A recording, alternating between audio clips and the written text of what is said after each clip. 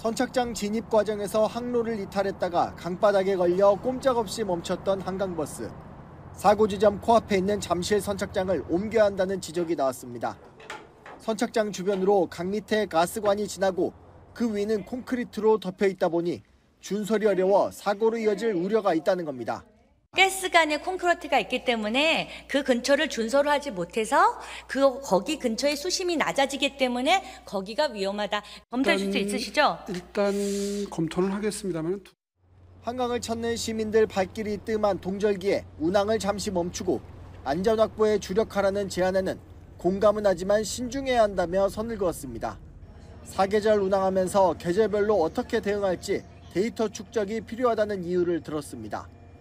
다만 잦은 사고에 대해선 운행을 멈추고 사업을 재검토할 정도는 아니라고 강조했습니다. 굉장히 경미한 잔고장들이거든요. 거의 대부분. 발생할 때마다 멈춰라. 이 사업 중단해라. 운행을 전부 전면 정지해라. 하는 것도 사실은 좀 과도한 요청이긴 합니다.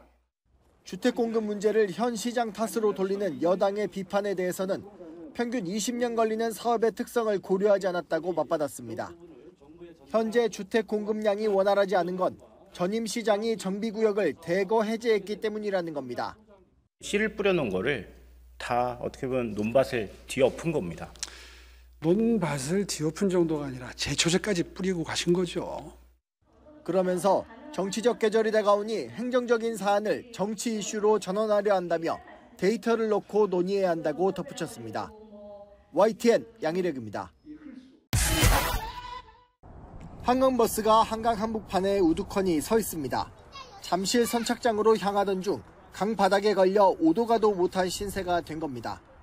승객 82명이 구조돼 도움을 받아야 했던 사고에 한강버스 대표는 고개를 숙였습니다.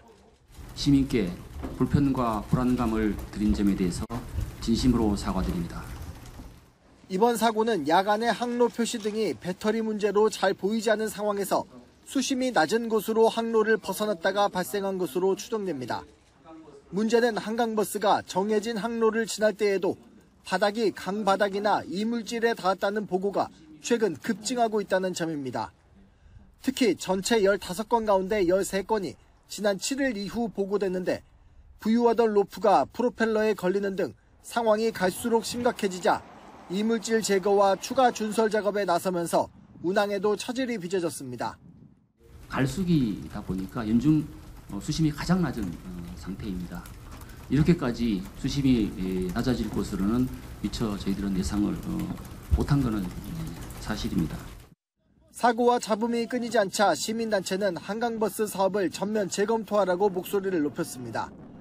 전면적인 원인 조사에 착수하는 동시에 사업 전반을 백지에서 다시 들여다보라고 촉구했습니다. 안전 점검이 완료되고 그 결과에 따른 근본 대책이 마련되기 전까지 운항을 전면 중단하라! 중단하라! 서울시의회 민주당 소속 의원들도 한강의 얕은 수심 문제는 여러 차례 제기돼 왔다고 지적하면서 안전이 검증되지 않은 만큼 한강버스 운항을 즉시 중지하라고 요구했습니다. YTN 양일혁입니다. 지난 15일 발생한 한강버스 멈춤 사고와 관련해서 야간에 항로 표지 등이 잘 보이지 않아 수심이 얕은 곳으로 항로를 이탈했다가 사고가 났다는 분석이 나왔습니다. 서울시 미래한강본부와 한강버스는 오늘 브리핑을 열고 조사 과정에서 항로 표지 등 하나가 잘 보이지 않았다는 선장의 진술이 있었다고 밝혔습니다.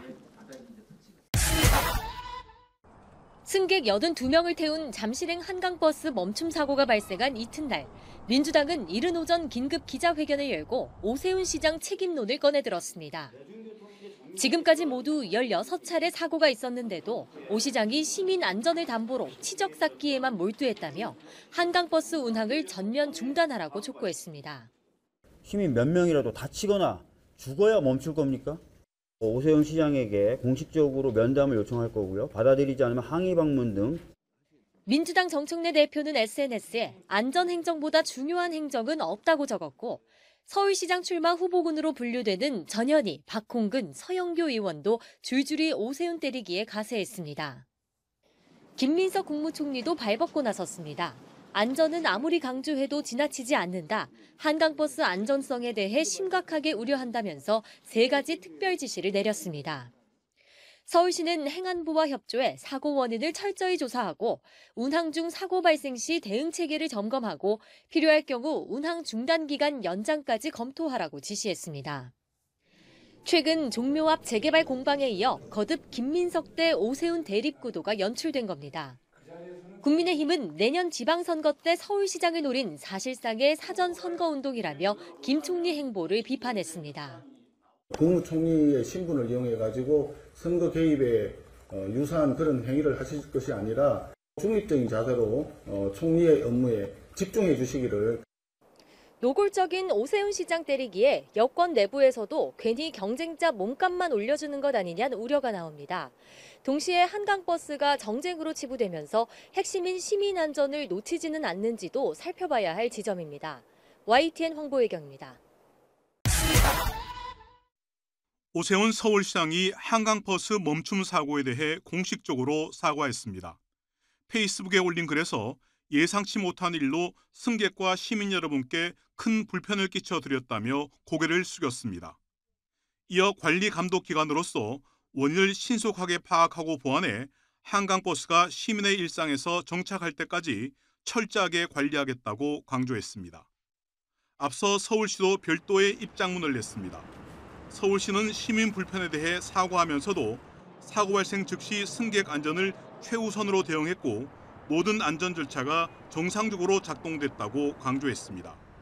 사고 원인에 대해서도 항로 이탈 가능성까지 열어두고 원점에서 철저하게 조사한다는 방침입니다. 사고 직후 항로 이탈보다는 퇴적물에 의한 사고 가능성에 무게를 뒀던 정과는 상반된 모습입니다.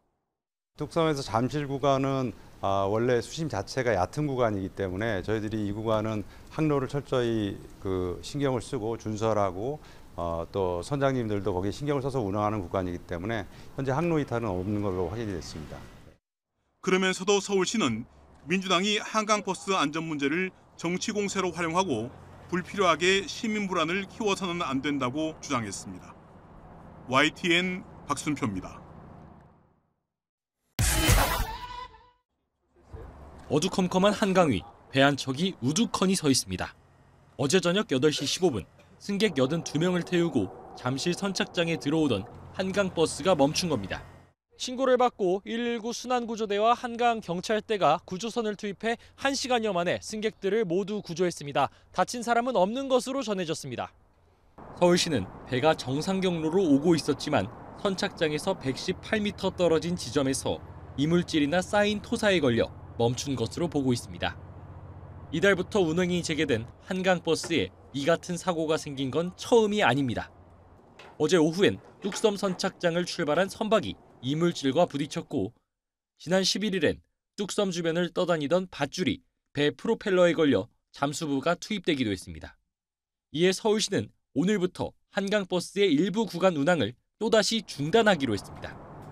한강 상류 쪽 압구정부터 잠실 사이 4개 선착장 운영을 멈추고 최근 토사나 이물질이 쌓인 건지 등을 확인할 방침입니다. 항상 시민들께서 예측 가능하고 이용하는 데 있어서 불편이 없으셔야 되는데 이런 변화와 불편을 드려서 죄송하다는 말씀을 드리고요. 한강버스는 앞서 지난 9월 정식 운항을 시작했지만 결함 발생 등으로 열흘 만에 운항을 중단했습니다. 이후 재정비 기간을 거쳐 이달 1일부터 운항이 재개됐지만 보름여 만에 다시 멈춰서면서 대중교통으로서 역할을 제대로 할 수 있을지 의문이 커지고 있습니다. YTN 정윤우입니다.